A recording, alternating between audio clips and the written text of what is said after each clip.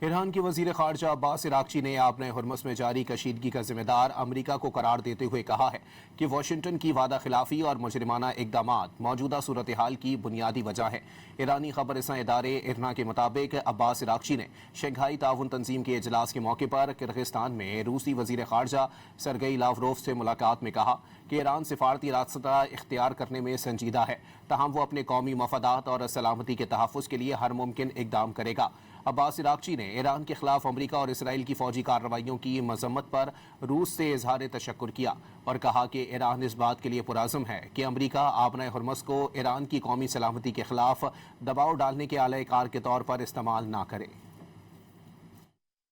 ایران کے وزیر خارجہ عباس عراقچی نے آبنۂ ہرمز میں جاری کشیدگی کا ذمہ دار امریکہ کو قرار دیتے ہوئے کہا ہے کہ واشنگٹن کی وعدہ خلافی اور مجرمانہ اقدامات موجودہ صورتحال کی بنیادی وجہ ہے۔ ایرانی خبر رساں ادارے IRNA کے مطابق عباس عراقچی نے شنگھائی تعاون تنظیم کے اجلاس کے موقع پر کرغزستان میں روسی وزیر خارجہ سرگئی لاوروف سے ملاقات میں کہا کہ ایران سفارتی راستہ اختیار کرنے میں سنجیدہ ہے، تاہم وہ اپنے قومی مفادات اور سلامتی کے تحفظ کے لیے ہر ممکن اقدام کرے گا۔ عباس عراقچی نے ایران کے خلاف امریکہ اور اسرائیل کی فوجی کارروائیوں کی مذمت پر روس سے اظہار تشکر کیا اور کہا کہ ایران اس بات کے لیے پرعزم ہے کہ امریکہ آبنۂ ہرمز کو ایران کی قومی سلامتی کے خلاف دباؤ ڈالنے کے آلہ کار کے طور پر استعمال نہ کرے۔